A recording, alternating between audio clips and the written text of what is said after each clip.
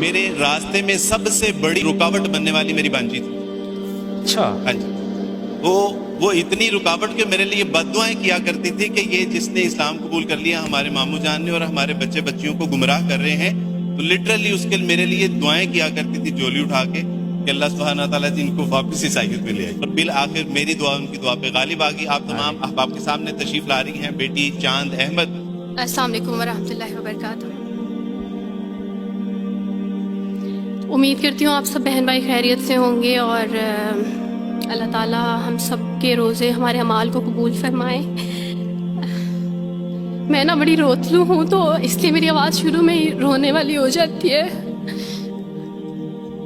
ہاں میں وہی انسان ہوں جو وارث ماموں کے لیے بد دعائیں کرتی تھی, لیکن میں ابھی پیچھے ایک بچی کو بتا رہی تھی کہ وارث ماموں اپنی جھولی اٹھا کے راتوں کو دعائیں کرتے ہوتے تھے کہ چاند اسلام قبول کر لے.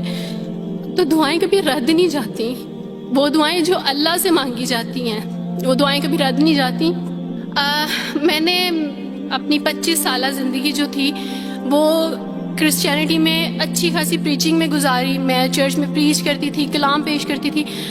ایک آپ کہہ لیں کہ کٹر مسیحی تھی میں, اور ایسی مسیحی تھی جو وارث ماموں کو یعنی بولنے نہیں دیتی تھی فیملی میں. جب مجھے پتہ چلتا تھا کہ آج وارث ماموں فلاں فیملی میں وزٹ کر کے گئے ہیں تو میں اس گھر میں پہنچ جاتی تھی. اس سے پہلے کہ وارث ماموں کی بات ان کے ذہن پہ اثر کریں, مجھے خدا کا کلام پیش کرنا ہے, ان کے گھر پہ جا کے دعا کرنی ہے تاکہ شیطان اپنا کام نہ کرے. بیکاز میرے نزدیک وارث ماموں جو کام کر رہے تھے وہ شیطان کا کام تھا, کیونکہ وہ خداوند سے دور کر رہے تھے میرے لوگوں کو. تو میں اس فیملی میں پہنچ جاتی تھی, اپنے لوگوں کو چاہتی تھی کہ وہ خداوند کے ساتھ جڑے رہیں, وہ کبھی خداوند کا انکار نہ کریں, وہ یسوع مسیح کا انکار نہ کریں. یہ سب میری یعنی میں آپ کہہ لیں کہ ایک اسٹرانگ ورک کرتی تھی. مجھے اس چیز کا ڈر رہتا تھا کہ وارث ماموں کی وجہ سے اب مزید لوگ اسلام قبول نہ کر لیں, لیکن کیا پتہ تھا کہ اللہ تعالیٰ مجھے ہی دائرہ اسلام میں لے آئیں گے اور میں ہی وہ شخص بنوں گی جو اسلام قبول کرے گی. CSS کر رہی تھی, میں نے BA کمپلیٹ کیا اپنا, اور اس کے بعد میں CSS کر رہی تھی. اس کے دوران اللہ تعالیٰ نے مجھے یہ توفیق دی کہ اسٹڈی آف ڈفرینٹ ریلیجینس کی کتاب پڑھنے کے دوران یہ سبجیکٹ جب میں پڑھ رہی تھی تو مجھے پتہ چلا کہ اسلام ہی خوبصورت مذہب ہے. اچھا آپ یقین جانیں وارث ماموں رمضان میں قرآن پاک ڈسٹریبیوٹ کرتے تھے اور راشن دیتے تھے. تو میرے بھائی کے ایک جہاں ڈیوٹی کرتے ہیں وہاں ایک انکل تھے, گارڈ تھے, ان کے لیے قرآن پاک لے کے ان سے رکھا ہوا تھا اور راشن بھی لے کے رکھا ہوا تھا. اور میں اس قرآن پاک کو نا چھپا کے اپنی سیف میں رکھتی تھی اور ڈرتی تھی کہ کسی دن میں اس کو کھول نہ لوں. اکثر ایک دو دفعہ پکڑا کہ کھول کے دیکھوں تو صحیح, کوئی نہ کوئی غلطی تو ہوگی نا اس قرآن میں بھی, یہ تو بڑی باتیں کرتے ہیں بائبل کے بارے میں, کچھ نہ کچھ تو ہوگا. لیکن اب یقین جانے ایک ڈر تھا کہ جس دن میں نے اس قرآن کو پڑھا میں اس قرآن کو اپنا دل دے بیٹھوں گی. اور وہی ہوا کہ جب میں نے قرآن پڑھا تو میں اس پر ایمان لائے بغیر نہیں رہ سکی. ایک رات وارث ماموں کو کال کی اور ان سے کہا کہ 2 بجے کا لگ بھگ ٹائم تھا, اور ان سے کہا کہ وارث ماموں مجھے آپ سے ضروری بات کرنی ہے. تو انہوں نے کہا کہ کیا بات ہے بیٹی, کوئی زندگی موت کی بات ہے؟ تو میں نے کہا کہ ایسا ہی سمجھ لیں, میں رو رہی تھی. تو انہوں نے کہا کہ سب خیریت ہے. تو میں نے ان سے کہا کہ بس بغیر کچھ کہے آپ مجھے کلمہ پڑھا دیں وارث ماموں. اور وارث ماموں اور میں بالکل خاموش تھے. یعنی وارث ماموں کہتے ہیں کہ اس وقت مجھے لگا کہ جیسے میرا دل پھٹ جائے گا. مجھے یقین نہیں آ رہا تھا اپنے کانوں پہ کہ وہ جو سب سے بڑی رکاوٹ تھی وہ مجھے خود کہہ گیا کہ مجھے کلمہ پڑھا دیں. اور میں نے ان سے 5 منٹ کا یعنی اسپیس لی کال پہ, اور 5 منٹ میں نے دعا کی. لیکن اس کے بعد میں نے کہا کہ اگر میں حق پہ ہوں, سچ پہ ہوں, تو بس پھر خداوند اس کو ہو لینے دے. اور وہی ہوا, میں نے اسلام قبول کیا اور سوچا تھا کہ CSS کمپلیٹ کرنے کے بعد فیملی میں اناؤنس کروں گی. لیکن اللہ تعالیٰ نے کچھ اور منصوبے بنائے ہوتے ہیں, انسان کے کچھ اور منصوبے ہوتے ہیں. آپ یقین جانے میری فیملی کو جلدی پتہ چل گیا. ایک رات میرے بابا نے وارث ماموں کو گھر بلایا اور ان سے کہا کہ ہم چاند کی شادی کرنا چاہتے ہیں, آپ اس سے پوچھ دیں کہ اگر کسی کو پسند کرتے ہو تو ہم اس کی شادی اس سے کر دیں, ہم جو ہے نا وہ اس کی مرضی کے خلاف نہیں جائیں گے. تو میں نے ان سے کہا کہ آپ ایسا نہیں کر پائیں گے. انہوں نے کہا کہ نہیں ہم کر سکتے ہیں. مجھے یہ تھا کہ مجھے پچھتاوا نہ رہے کہ میں نے شاید اس دن پاپا سے بات کرتی تو پاپا مان جاتے. تو میں نے ان سے کہا کہ پاپا میں ایک مسلمان مرد سے شادی کروں گی, آپ ایسا میرے لیے کر سکتے ہیں؟ اگر آپ کسی مسلمان سے میری شادی کریں گے تو ٹھیک ہے, میں شادی کرنے کے لیے تیار ہوں. میری گھر میں ایک سناٹا چھا گیا, اور اس خاموشی کے بعد جو ہے یعنی سب فیملی والے رونے شروع ہو گئے. انہوں نے کہا کہ آپ اپنے مذہب میں واپس آ جاؤ. لیکن یہ ہے کہ میں دین اسلام قبول کر چکی تھی.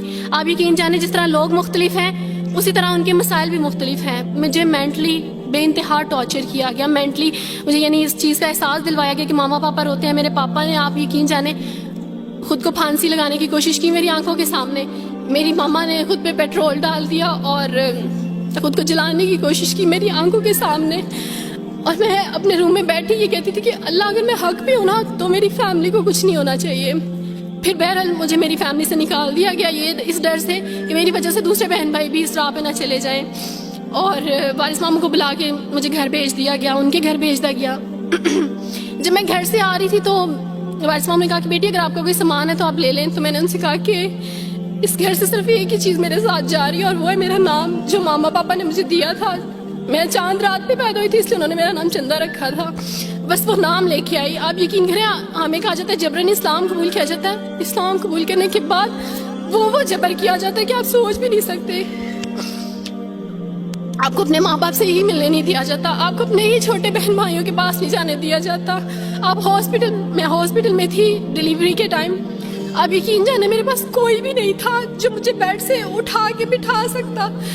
ایسے موقع پہ مجھے اپنے اپنوں کی ضرورت تھی, لیکن میرے اپنوں کے جبر نے میری ماما کو مجھ سے دور رکھا. میرے بہن بھائیوں کو, میرے کرسچن کولیگس نے ہی میری فیملی کو پریشرائز کیا کہ اس کو فیملی سے نکال دیں, کیونکہ اگر آپ اس کو ملیں گے تو مزید لوگ بھی عبدالوارث کی طرح چندہ کی طرح اسلام قبول کریں گے.